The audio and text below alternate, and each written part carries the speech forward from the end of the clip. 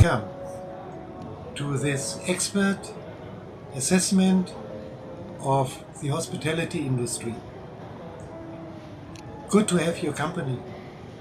I am Uwe Finke, a recognized hospitality industry and marketing professional with some 35 years of international top executive experience, specializing in hotel concept development, hotel business development, and entrepreneurial general management. I am also the author of the groundbreaking hospitality industry textbook, The Revelation of the Secret Behind Success, available at Amazon.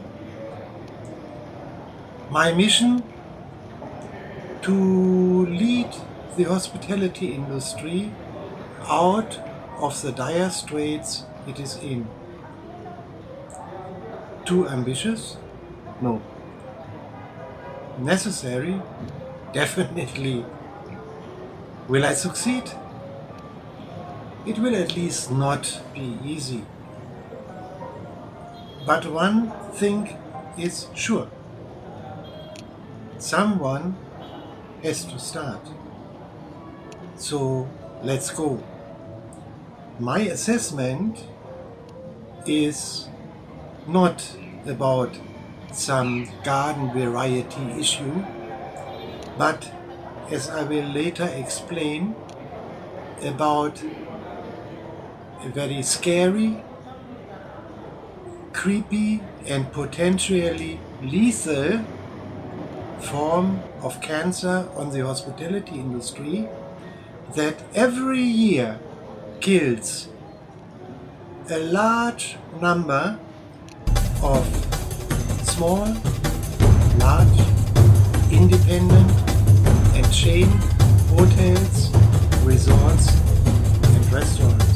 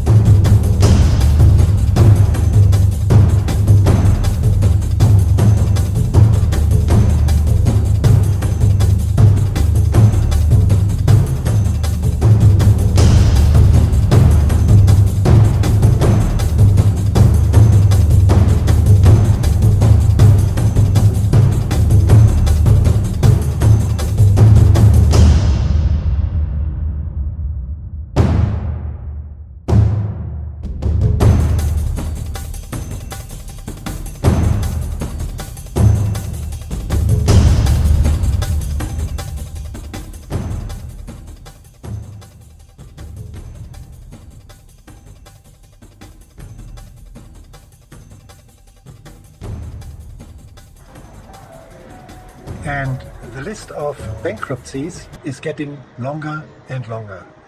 Mansions Hotel Company, Mountain Blue Hotel Group files bankruptcy. Celebrity Hotel and Casino files for bankruptcy protection. Peoria Hotels, comprising Marriott Pere Marquette and Courtyard by Marriott, bankrupt. Westin Hilton Head Island Resort and Spa has filed for bankruptcy protection. W Boston Hotel filed for bankruptcy protection. Jamie's Italian restaurant chain, bankrupt. And so on and so on. Very sobering, isn't it?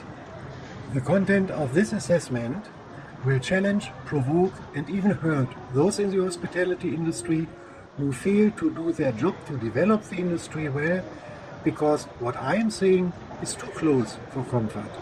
But this is entirely intentional and legitimate, because in my opinion a lot of important things are very wrong in the hospitality industry, and this assessment is meant to be a loud and resounding wake-up call. It will hopefully bomb the relevant authorities out of their false sense of doing a great job, their self-complacency and self-indulgence. Do not be fooled by news such as XYZ Hotels is opening 5 more hotels. ABC Hotels and Resorts is significantly increasing its investment in the hotel industry. DEF Hotels has 20 properties in its development pipeline, or due to strong tourism, new hotel building boom expected, and so on and so forth. These news do not necessarily mean that investments in hotels are profitable. Often they are not. But what they mean is that more and more rooms are added to a market that is already seriously suffering from a massive oversupply. Why then is this done? Good question. That has many reasons, but the intention of making profits with the operations of these hotels is not always the most important one of them. But this is a complex and different story not covered in this assessment. I have a very strong opinion on the status quo of the hospitality industry, and often than not diplomacy is running rather thin in my veins when speaking about the ignorance of those whose job it is to embark to new shores and develop future-oriented hospitality industry concepts that secure a strong and highly profitable position in the marketplace, but fail to do this. Enough with tiptoeing around, enough with euphemism. Let's call the spade a spade. The result of my assessment will hopefully be dramatic and create impacts that ripple into the hospitality industry, in which up to now changes that do rightfully earn the honor of being called development are not on the agenda. As to this, I like to cite Albert Einstein, who has said, "The definition of insanity is doing the same thing over and over and expecting different results." It will not take long for you to find out why I find this Einstein quote fits well into my assessment of the hospitality industry. There are two main causes that lead hotels into distress. The root cause is the wrong business concept, the negative impact of which is often amplified by mismanagement at the top executive level, which is the second cause. To top it all, there are top executives who have badly failed and still do so, but too often nevertheless get mind-boggling amounts of compensations as farewell presents, so-called golden handshakes or parachutes, when they finally have to part with the organization, leaving behind them the huge problems they have created on the expenses of the several stakeholders. But this too is a different story, not covered in this assessment, just mentioning it. One more thing. When profits are announced, it may be recommendable to take this with a grain of salt. Why? Because firstly, these profits may to a large extent result from non-hospitality businesses, and secondly, there is always the question how much losses were unknowingly made in order to generate the profits that are announced. Did the relevant hotels pay with a cake to get the crumbs? Everyone substantially involved in the planning and development of hotel industry businesses who likes to challenge me on what I am saying in my assessment is heartily invited to do so. I am eagerly waiting and I'm ready for it. So-called hospitality industry business developer and any other having the authority to determine the course of a hotel business should have the courage to make their voice heard and express their views. I am looking forward to fruitful discussions. Here now is a summary of my assessment. Dear hotel owners, take note.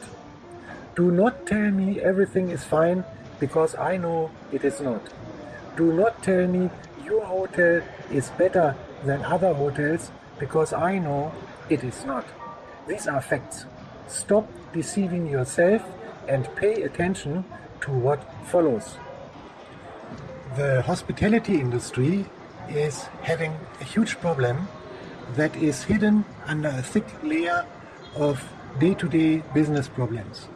However, the vast majority of hoteliers and restaurateurs do either not know this or are living in a state of denial. The long and short of it is that the so-called leaders of the hospitality industry have, with the exception of a very, very few amongst them, with the invention of the modern boutique hotel credited Ian Schrager, badly failed and still do so in terms of hotel business development and guest satisfaction. They are, in my opinion, completely void of all human skills you need to have as a leader in the hospitality industry. In my understanding, leaders in the hospitality industry have to lead businesses into a more profitable future, in that they are developing better business concepts. This means they need to be entrepreneurs or have to at least have an entrepreneurial mindset. In other words, they must not be trapped in the traditional hospitality industry mindset and have to have the courage and ability to develop and implement hotel and restaurant concepts that result in the true satisfaction of human needs and wants. Offering a place to sleep and to fill the stomach is the opposite of clever and definitely not good enough. Obviously, virtually all of those determining the course of and in the hospitality industry struggle to get their heads around the idea of a human being looking for more than basic essentials. The reasons: inability and denial. The subsequent results: hype and false claims. The hospitality industry has a great tradition and habit of not seeing the obvious, which is that people are attaching a much higher value to the satisfaction of their immaterial needs than to the satisfaction of their material needs. Instead, they are fighting just like their competitors with the same wrong weapons on the same wrong battlefields in order to get an edge over their competitors. By telling their guests that they will be catering to their every need, and in saying this or using words to this effect, the hotels are openly revealing their ignorance, because saying this is a blatant lie. Desperately trying to differentiate themselves from the competitors, the hospitality industry has, unfortunately, become an industry of businesses dogged by exaggerated claims, impossible claims, and false claims. Hotels are bragging that they are serving to their guests every need. Reality says otherwise. Bluntly put, they are all lying. Hotels' marketing hype is showered with superlatives. Everything is breathtaking, unforgettable, first class, incredible, incomparable, and so on and so on. In reality, it is nothing of these. It's just good, average, or not good. That's all. The hospitality industry, in its traditional form, has long run its course and has to tackle the problem at its source: sameness. The industry has been prevented from doing much better by myopically clinging to the straitjacket imposed by the ancient room, food, beverage, and basic services concept, which is worshipped by the so-called leaders of the hospitality industry. It is high time that this changes. Something that must be said very clearly is that those who are responsible for the development and profitability of hotel businesses are causing the relevant owners huge losses, irrespective of whether the hotels make a profit or not, as long as they are sticking to the confines of the simple and outmoded rooms, food, beverage, basic services concept. After decades in top executive positions in the hospitality industry and as guest of hotels of all categories in many countries, I can assure you that against the backdrop of true guest satisfaction, I repeat, true guest satisfaction, the true part of hospitality industry is industry. Did the penny drop? I will now start to open a window that will allow you to get a clear view on the chain of causes and effects on the way that has brought the hospitality industry into its present problems and, more importantly perhaps, the way that will lead the hospitality industry out of these problems.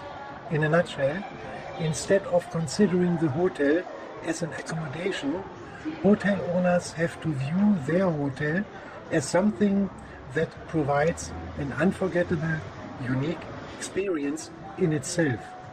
I'm talking about a concept that not only goes far beyond that, what is conform to the currently predominant notion of a hotel, you know, the rooms, food, beverage and basic service thingy, but a concept that goes also far beyond that of a theme, boutique or lifestyle hotel concept. More about this soon. First, a few words of explanation. When I use the term hospitality industry, I refer to all the businesses that make up this industry. When talking about problems of the hospitality industry, I'm not going to talk about bedbugs, salmonella, dirty beddings and towels, food poisoning and filthy carpets, just to mention a few of the disgusting things that you find in hotels of all categories, everywhere and every day. As bad as these nuisances are, they can actually be easily eliminated as they are the result of, for instance, poor management, insufficient training, low wages, low quality cleansing and disinfecting materials, and understaffing. I am also not talking about the many reasons that lead to often not sufficiently efficient and effective hotel administrations. My expert opinion is about problems that are much worse. Problems that cannot be easily solved because they are rooted in ignorance, arrogance and complacency on part of the owners and a deep-seated resistance against change on the part of top executives caused by their unwillingness to leave the comfort zone and fear of becoming redundant because things that will then be expected of them will become a little bit more demanding in terms of professional expertise. In order to stress nature and seriousness of the huge problem the hospitality industry is facing and to make it fully understood, I do not think it too dramatic to liken it to cancer, and a very insidiously creeping and often then not fatal form of cancer at that. What is cancer? Here is a little refresher. An originally healthy cell mutates into a malign cell that multiplies, grows and divides out of control, and the organism within which the cell exists is in the initial state of cancer, which then gradually spreads all over the body. First and repeatedly occurring symptoms, actually caused by the cancer, are over long periods repeatedly falsely thought to be caused by relatively harmless sicknesses such as, for example, influenza, bronchitis or diarrhea. Since these diagnoses are wrong, the treatments applied too are wrong. This leaves the real sickness, the cancer, undetected till it is often too late. Prior to this, the person with cancer has no idea that in his organism a potentially lethal time bomb is ticking. The specific cancer the hospitality industry is suffering from is caused by a mixture of environmental factors and inherited genetics. My today's objective is to explain how the particular pathology of cancer, its cause and potentially lethal nature apply to the hospitality industry and what needs to be done to either prevent the cancer at all or to at least recognize it early enough and, most importantly, how to heal it. However, this is quite a complex topic and it is neither within the scope of this assessment nor is it its purpose to discuss the related issues in all detail. The primary task of this video is to outline problem and solution in only broad-brushed, nonetheless sufficiently detailed terms to ensure that cause, effect and causal chain are fully understood. This is not rocket science. With an open mind, the right attitude and the correct approach, it is actually pretty easy to understand all of this. Dear fellow hotelier, just forget for a while what you have learned so far and what you believe to be true and the right way of doing things. Go back to square one and start anew. Okay, now it's time to dive into the topic without any further ado and to, firstly, take a closer look at why I liken the hospitality industry's problem to cancer. Secondly, at what is causing the cancer. Thirdly, who is responsible for this extremely undesirable situation and why. And finally, the solution to the problem, meaning how to avoid or cure the cancer. Okay, here we go. Step 1. Why do I liken the hospitality industry's problem to cancer? I do this because the problem is as creeping, insidious, scary and potentially fatal as cancer. It's that easy. What I call originally healthy cell in my liking the hospitality industry's problem to cancer is the ancient rooms, food, beverage and basic services concept. This is unbelievable but true, still at the core of present day's hospitality industry. This cell is parting and growing healthily, meaning the hotels are making good profits only as long as there are not enough hotels to satisfy the demand for material values, basic essentials that is, and as long as there is no better alternative offering more than basic essentials. However, once the supply side of basic essentials is saturated, or worse even, when there is an oversupply, the cell room, food and beverages and basic services mutates into a malign cell that grows and divides out of control, and the organism hotel is in the initial state of cancer. Undetected, the cancer then spreads gradually all over the body hotel organization. As in the case of cancer, the more and more frequently occurring problems are always misdiagnosed and are subsequently unsuccessfully tried to be solved, or shall we say cured, with ineffective measures.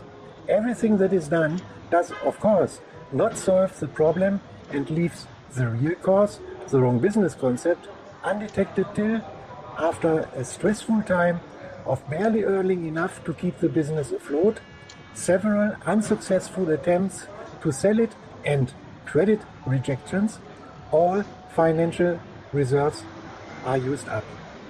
At this time, it is often too late with, in the best of worst cases, the consequences being settlements with creditors, paying the debts and closing the business, or worse even, insolvency, forced administration, foreclosure or bankruptcy. In other words, what has happened here was for the hospitality industry typical tinkering with symptoms without identifying their root cause. And even in the case that cancer is diagnosed, the respective hotel owner is, just as in the case of real cancer, having a hard time accepting the truth. The specific cancer the hospitality industry is suffering from is caused by a mixture of environmental factors, namely fiercely intense competition caused by sameness, and inherited genetics, namely the ancient rooms, food, beverage and basic services concept that leads to the sameness. The irony is that the hospitality industry is owing to ignorance acting in a self-destructive way, in that it willingly infects itself by allowing that the initially healthy cell is in response to supply saturation and oversupply gradually mutating unhindered into a cancer cell and starts to destroy the system. The hoteliers were right to confine the term hospitality, as defined by hotels since times immemorial, to rooms, food, beverages and related basic services, as long as lower order needs were not satisfied, thus were standing high on the guest's agenda and prior to the emergence of higher order needs. But now the satisfaction of higher order needs must be added to the mix to make the term need satisfaction more accurate. Even now, the responsible authorities of hotels that are in more or less deep trouble do nevertheless display baffling confidence. They are redecorating, changing menus, cutting costs, lowering prices and so on, instead of finding an answer to the most important questions, which are: what is my raison d'etre and what is the purpose I'm serving? Okay, let's move on to the next step. The key to solving the hospitality industry's problem is to develop the art of hospitality and to significantly increase the ability to satisfy human needs and wants. Keywords are: man does not live by bread alone and panem et circenses. But stop, now I'm getting a bit ahead of myself. Let's start at the beginning. Step 2. What is causing the problem I call cancer and why? Why the situation is as it is and what the cause of the problem is will become clear when looked at it against the following backdrop. Listen very carefully. The computer industry needed only 40 years to develop the first true mobile computer, nowadays known as laptop, and only 22 years from the first message sent from one computer to another to the installation of the World Wide Web known as WWW. A truly impressive chain reaction of progress. The automobile industry, just to give you a second example, needed only 45 years to develop comfortable saloon body style luxury limousines and racing cars, even from the first simple motor vehicle with gasoline powered combustion engine. Here again, an impressive, very dynamic chain of development has taken place. And now it is getting interesting. Please pay great attention to this because it is of the utmost importance. It took the hospitality industry more than 2,000 years to develop its ancient concept of room, food, beverage and basic services into, well, what? The modern concept of room, food, beverage and basic service. Yes, you have heard me correctly. From the most ancient to the most modern concept in the hospitality industry within more than 2,000 years, allow this to slowly melt in the mouth. Everything remains the same. No development at all. Wow. In other words, the hospitality industry is, for all the introduction of non-hospitality industry invention into the areas room, food, beverages and related basic services, still in its infancy, or let's call it startup stages. That is truly impressive, isn't it? No further development in the area of meal satisfaction. Shocking, but true. Stepping on the spot is tantamount to moving backwards. The hospitality industry is the least developed industry of all. What is exactly that? What has put it into the dire straits it is in? So, here we have the clear answer to the question why the hospitality industry is suffering from what I call cancer. Practically all hospitality industry businesses, let's in the following continue to stick to the example of hotels, wear the same age-old straitjacket that the primary purpose of hotels is to offer their guests rooms, food, beverages and related basic services. In other words, to offer on a commercial basis things that are customarily available in households. Satisfying more than the physiological needs, eating, drinking and sleeping, just doesn't factor into this thought process at all. Let me repeat, things that are customarily available in households.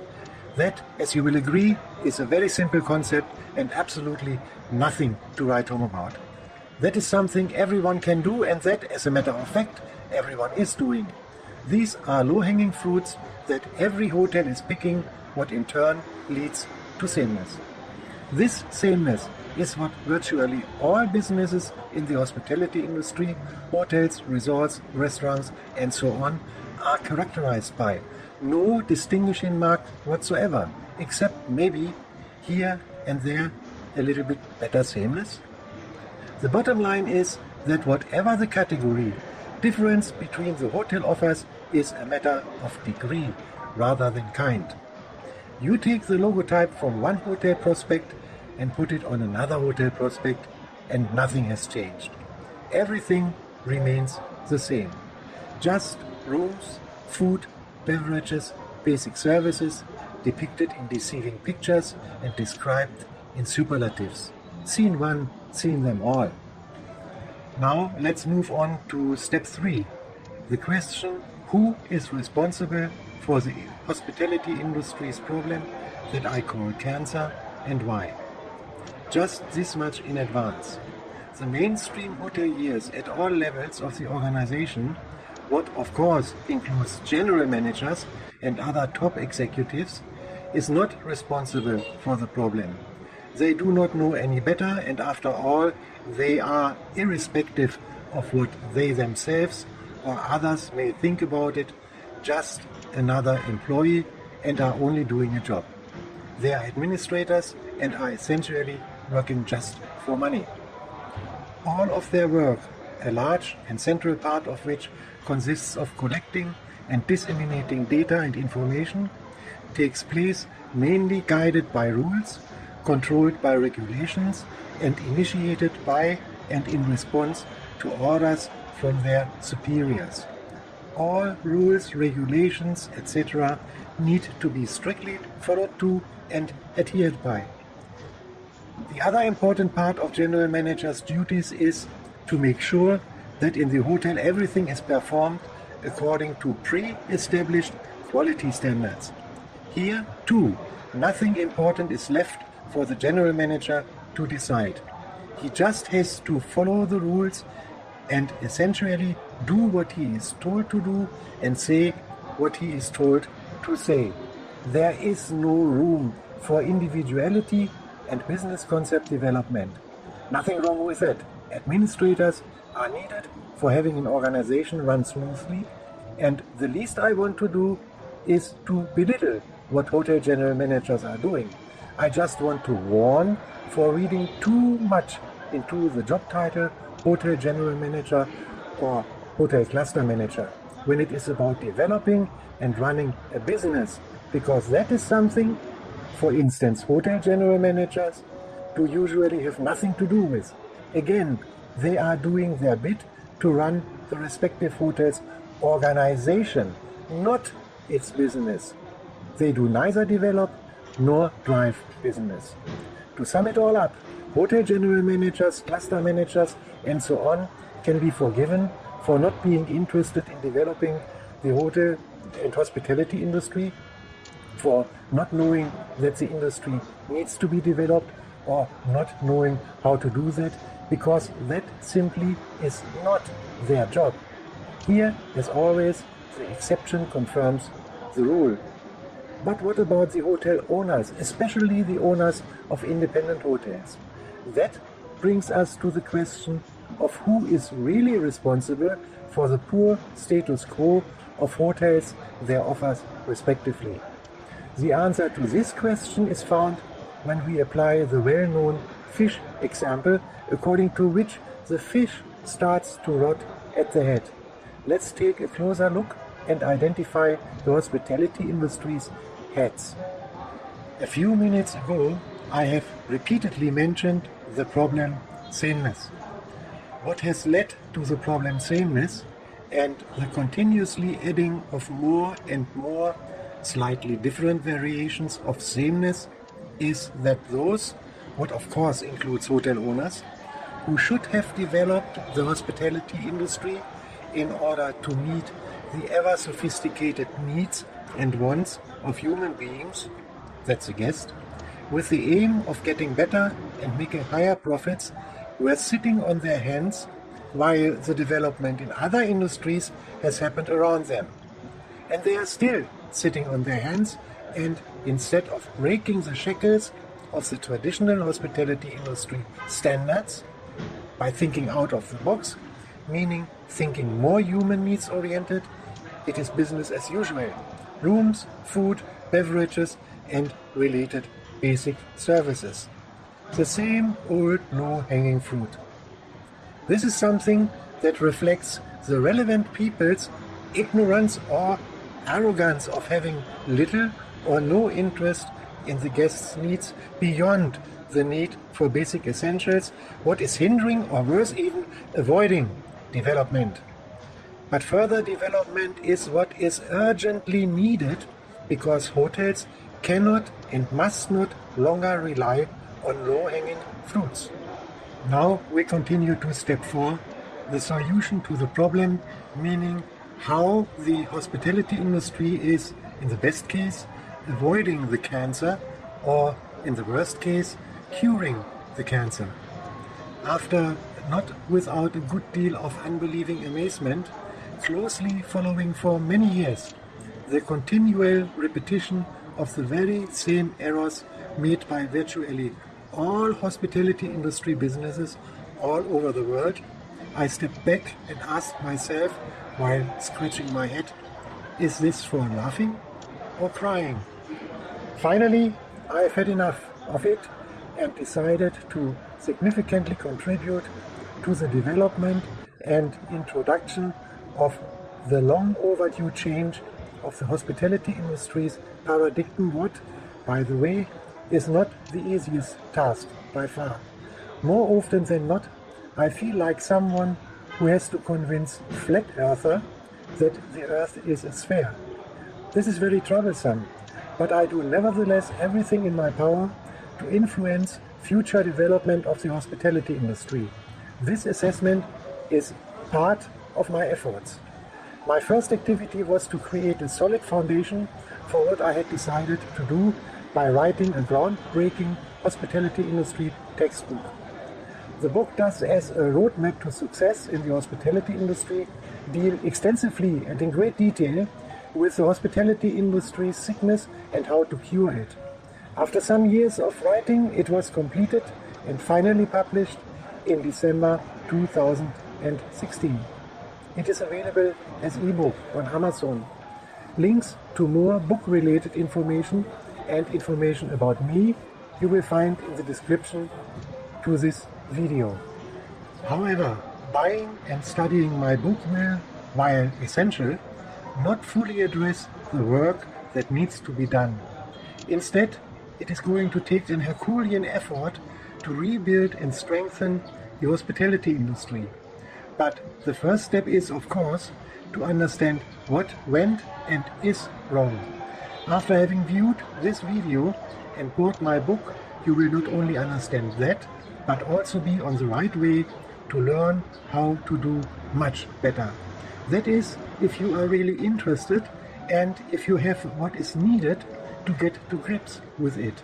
This is a red line that will separate the wheat from the chaff. Things that are up to now deemed most important, simple material values that is, will have to become of subordinated importance. What has so far been put and kept on the front seat, satisfaction of lower order bodily needs, has to be moved to the back seat. This means that these things have to be subordinated to the satisfaction of people's more sophisticated, higher order psychological needs with immaterial values and become part of the larger picture. It is not a hotel's business to sell rooms, food and beverages combined with related basic services, or what, as recently started by a renowned hotel chain in what seems to be a last-ditch effort, is one of the latest trends, selling hotel furniture to give the guest the opportunity to relive his hotel stay at home. This nonsense comes close to a declaration of defeat on the part of this group's business developers. The next thing, I believe, that follows will be their waving a white flag and unconditional surrender to a new, more capable generation of hotel business developers. What makes a businessman a smart businessman? Right, to find a need and satisfy it. Is a hotelier selling furniture, finding a need and satisfying it? Does selling furniture make a hotelier a smart hotelier? I do not think so. A hotel must not be a place to sleep, eat and drink, or the point of departure to a local attraction and for adventures, but has to be in itself a captivating attraction and exciting adventure.